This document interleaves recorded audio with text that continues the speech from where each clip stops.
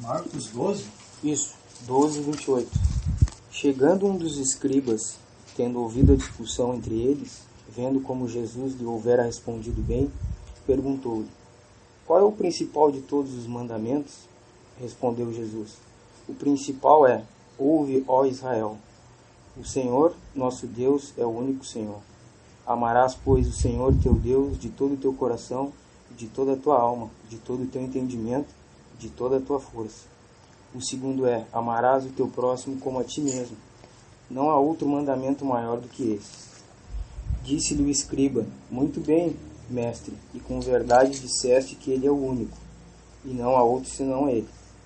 E que amar a Deus de todo o coração, de todo o entendimento e de toda a força, e amar ao próximo como a si mesmo, excede a todos os holocaustos e sacrifícios. Vendo Jesus que ele havia respondido sabiamente, declarou-lhe: não estás longe do reino de Deus. E já ninguém mais ousava interrogar. Essa passagem aqui, ela é direcionada a Israel, no período que o Senhor estava tratando com Israel, primeiramente, né? E os escribas e os fariseus, vendo a sabedoria do Senhor, né? Eles sempre questionavam o Senhor, muitas vezes com o intuito de testar, né, o conhecimento, e eles não entendiam que o conhecimento dele não vinha dele mesmo, mas sim do Pai, né? Como o Senhor falou aqui, vendo Jesus que ele havia respondido sabiamente, declarou-lhe: não estás longe do reino de Deus. Ninguém jamais ousava interrogar. Eles não reconheciam o Senhor como Deus Filho. Eles estavam diante de Deus e não reconheciam, estavam próximos. Não estás longe do reino de Deus. E eles não conseguiam ver, não conseguiam enxergar. E o Senhor fala sobre o mandamento, né? Amarás, pois, o Senhor é teu Deus de todo o teu coração, versículo 39, de toda a tua alma, de todo o entendimento e toda a tua força. E o segundo é: amarás o teu próximo como a ti mesmo, e não há outro mandamento maior do que esses. Os fariseus, eles eram zelosos da lei, dos mandamentos, né? E esqueciam desses mandamentos mais importantes. E o Senhor fala em João 14, 23, a partir do 23. Respondeu Jesus: se alguém me ama, guardará a minha palavra, e o meu Pai o amará, e viremos para ele, e faremos nele morada. Quem não me ama, não guarda as minhas palavras, e a palavra que estáis ouvindo não é minha, mas do Pai que me enviou. Isto vos tenho dito, estando ainda convosco. Mas o Consolador, o Espírito Santo, a quem o Pai enviará em meu nome, esse vos ensinará todas as coisas, e vos fará lembrar de tudo que vos tenho dito. Deixo-vos a paz vos dou. Não vou lá dou como o mundo a dá. Não se turbe o vosso coração, nem se atemorize. Ouvistes que eu vos disse: vou e volto para junto de vós. Se me amasseis, alegrai-vos-ei de que eu vá para o Pai, pois o Pai é maior do que eu.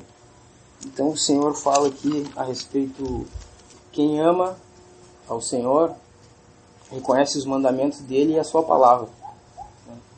Coisa que, como a gente podia ver em Marcos, os judeus não reconheciam o Senhor nem a palavra do Senhor. Eles estavam perto, mas não reconheciam a autoridade com que o Senhor falava. Então ele fala aqui, a palavra dele fala por si só, a gente não precisa comentar muita coisa, né? Se alguém me ama, guardará a minha palavra, e meu Pai o amará, e viremos para ele, faremos nele morada.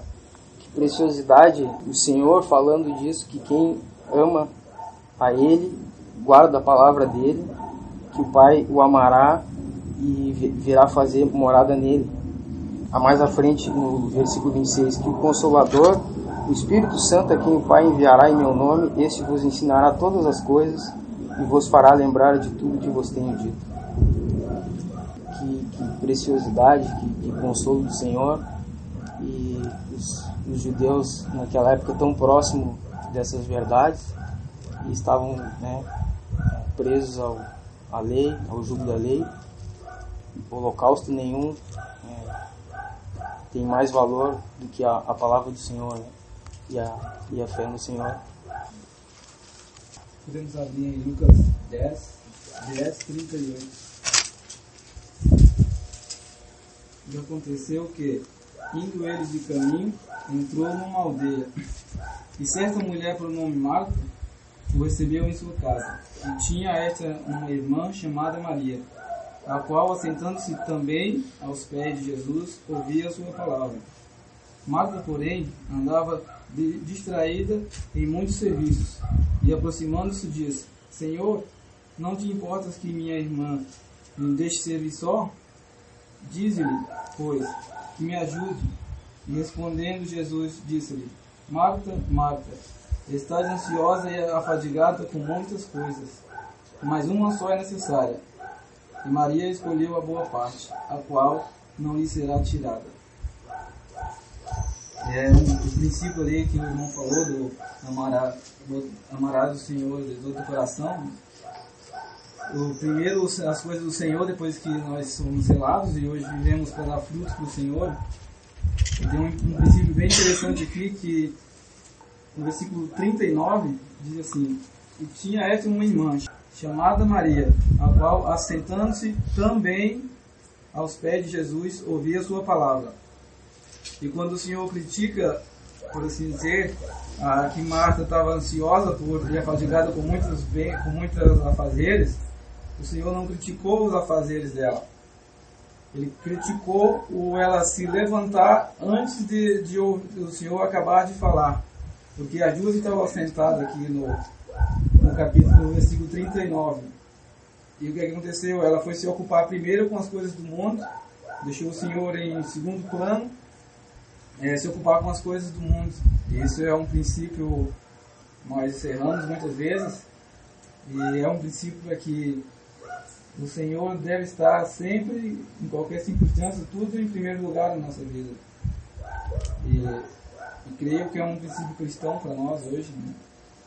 No nosso andar diário, que nós somos comprados por aquele precioso sangue, não com coisas corruptíveis, né? Essas coisas corruptíveis, certo que nós temos nossos afazeres e nossos deveres seculares, mas não pode vir antes do Senhor.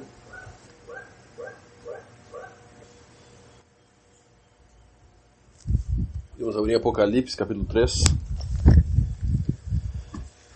Apocalipse 3, versículo 7.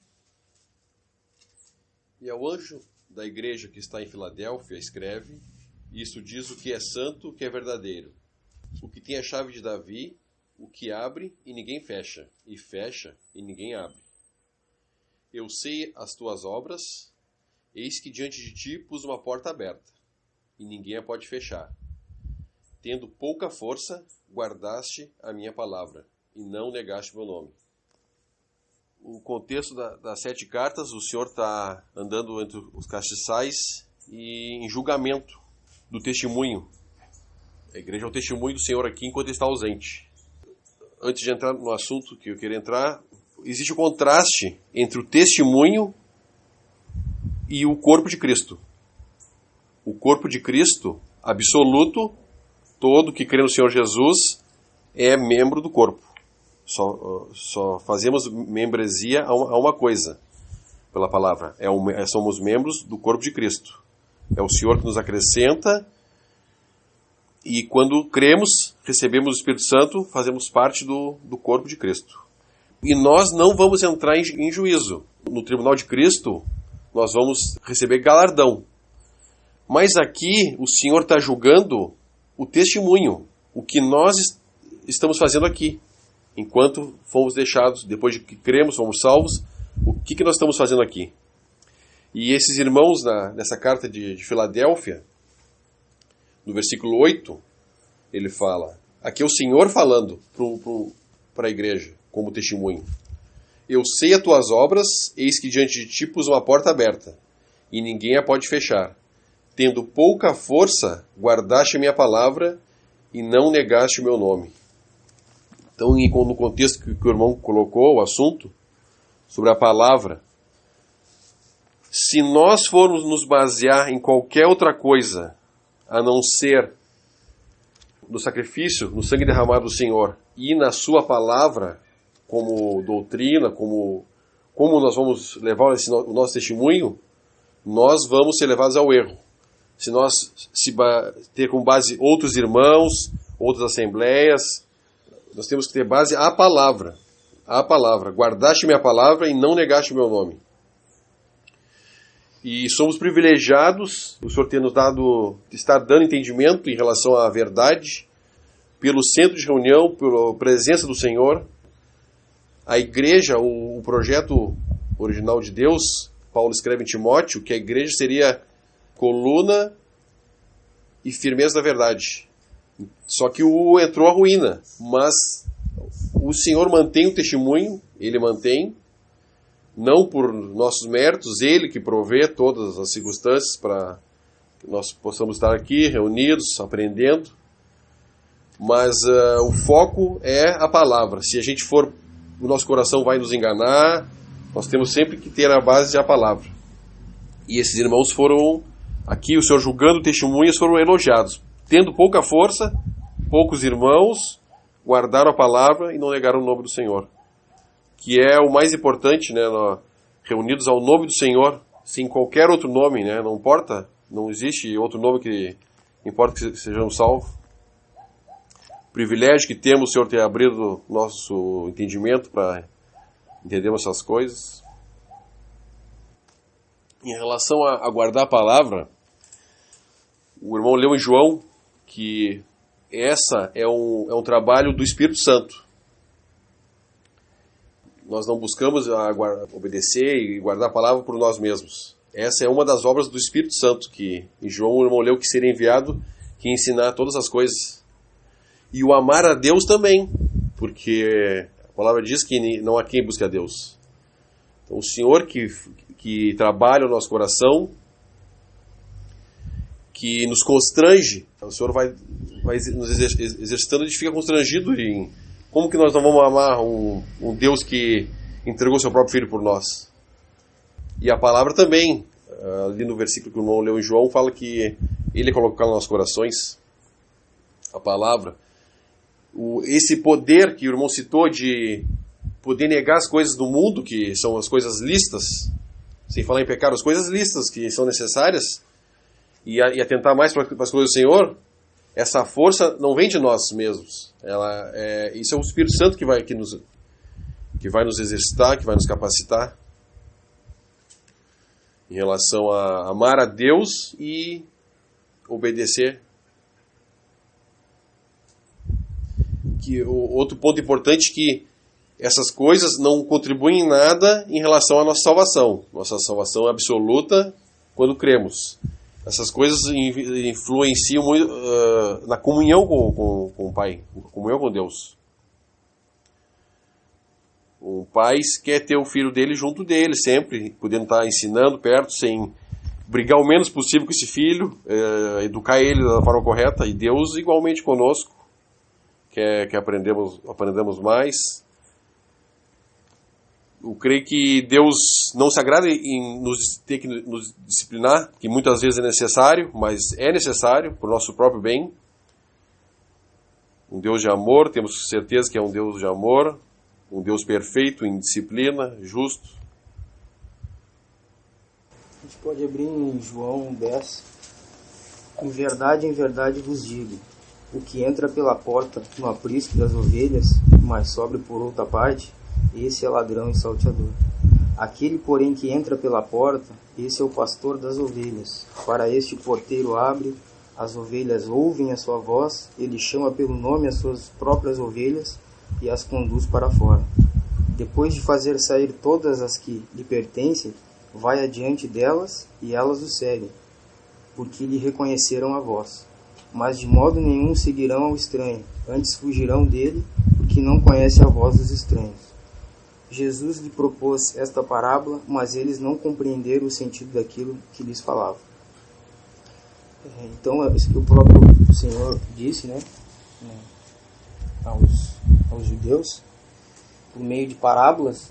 Eles não compreendiam, não tinham o Espírito Santo habitando neles, e o Senhor usa essa parábola para dizer que aquele que ouve a sua voz, o pastor, o porteiro, versículo 3, abre a porta, as ovelhas ouvem a sua voz ele chama pelo nome as suas próprias ovelhas e as conduz para fora. E depois de fazer sair todas as que lhe pertencem, vai adiante delas e elas o seguem porque reconhecem a sua voz. Importante o reconhecimento da voz do Senhor através da palavra, como o irmão colocou, somente pela palavra, através também dos irmãos que pregam a palavra, e como o irmão colocou, não através de outra influência de outras pessoas, mas é aquele que reconhece a voz do Senhor.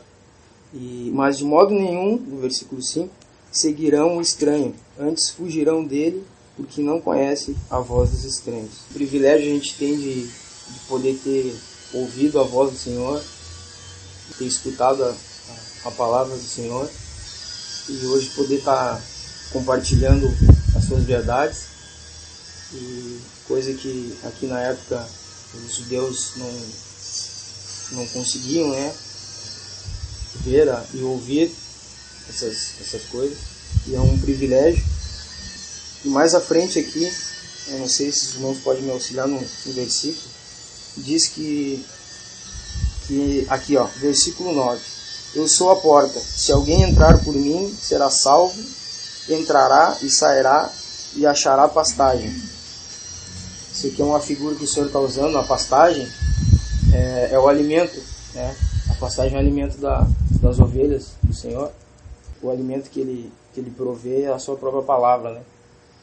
Então o Senhor usava de figuras, e graças a Ele e o Santo Espírito que a gente pode reconhecer essas coisas hoje em tantos lugares, denominações que existem hoje em dia. Alguns irmãos salvos em Cristo, eles não conseguem ouvir a voz do Senhor, infelizmente, e não conseguem achar as pastagens, né? Como o irmão sempre fala, que eles estudam a palavra e nunca chegam ao conhecimento da verdade, né? Então, que privilégio que a gente tem de poder achar essa pastagem e de poder estar amparado pela palavra do Senhor, no Senhor e através do seu Santo Espírito.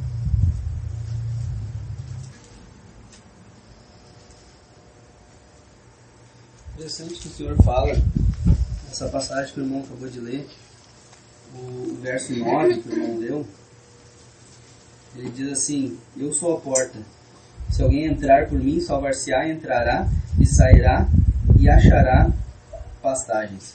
E depois ele vem no verso 11: eu sou o bom pastor dá a vida pelas ovelhas. Ele não diz primeiro que ele é o bom pastor, ele diz primeiro que ele é a porta. Conectado, como em Apocalipse que o irmão leu, Apocalipse 3, Apocalipse 2 e 3 falam das 7 cartas, as 7 igrejas da Ásia, né? Que é os 7 templos da igreja aqui na Terra.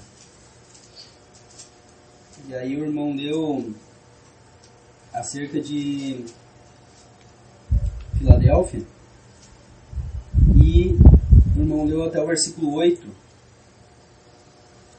9, diz assim: e eis que eu farei, o Senhor falando, aos da sinagoga de Satanás, aos que se dizem judeus e não são, mas mentem, eis que eu farei que venham e adorem prostrados a teus pés e saibam que eu te amo. Então é interessante ver que Satanás, ele tem uma sinagoga. Essa sinagoga é formada daqueles que se dizem judeus e não são, mas mentem. E hoje nós vemos esse conjunto de denominações são nada mais nada menos que sinagogas de Satanás, onde pessoas seguem uma continuação do judaísmo, se dizendo judeus e não são, ainda que inconscientemente, ainda que sem saber. Por querer praticar as mesmas práticas do judaísmo, estão, em outras palavras, se dizendo judeus e não são, mas estão mentindo. Como um fulano, que não convém dizer o nome, chegou a construir um templo lá, Salomão, em São Paulo, uma réplica, se dizendo judeu, mas não é mais mesmo. E conectado com o que o Senhor falou aqui a Israel no João 10, ele fala primeiro que ele é a porta. Por quê? Porque primeiro, para encontrar o bom pastor, precisa passar pela porta que é o próprio Senhor. E por que porta? Porque é uma saída. As pessoas precisam sair de algo. Elas precisam sair para fora. Elas estão dentro de algo onde elas precisam de uma porta para sair para fora, para encontrar as pastagens que o irmão falou, que é a palavra de Deus. Então elas precisam sair para fora, elas precisam de uma porta para sair para fora. E junto com essas pastagens elas vão encontrar, daí o que o Senhor fala depois, do bom pastor. Que um rebanho, ele não precisa de cercas, de aprisco. O gado ele é mantido em confinamento, em aprisco, né? Mas o rebanho de ovelhas não é criado dessa forma, ele é criado solto no campo. Ele precisa só do pastor. E o rebanho de ovelhas, ele segue sempre o pastor. Ele nunca vai pisar num local onde o próprio pastor não tenha pisado antes. Isso para nós é um sentido de segurança. Que a ovelha, ela pode e deve se sentir segura ao ser guiada por esse pastor, esse bom pastor que é Cristo. Interessante que essa porta aí nos tira para fora. Hebreus, capítulo 13, verso 10 em diante. Temos um altar de que não tem direito de comer os que servem ao tabernáculo. Porque os corpos dos animais, cujo sangue é pelo pecado trazido pelo sumo sacerdote para o santuário, são queimados fora do arraial. E por isso também Jesus, para santificar o povo pelo seu próprio sangue, padeceu fora da porta. Saiamos, pois, a ele fora do arraial, levando seu vitupério. Porque não temos aqui cidade permanente, mas buscamos a futura. Portanto, ofereçamos sempre por ele a Deus sacrifício de louvor, isto é, o fruto dos lábios que confessam o seu nome. Então, nos holocaustos, lá, os sacerdotes, no Antigo Testamento, sacrificavam os animais fora, tinha um holocausto que era fora do Santo dos Santos e do lugar santo. Era tirado o sangue desse animal e ele era levado para dentro do templo. E aqui o Senhor Jesus era uma figura que ele também, para santificar o seu povo, pelo seu próprio sangue, ele padeceu fora da porta. O caráter aqui que ele está dizendo é que não há santidade pelo sangue de Cristo, santidade prática que eu estou falando, não é a santificação, mas é a santidade prática. Então há santidade prática pelo sangue de Cristo se não for fora dessas portas, que era aqui o arraial judaico.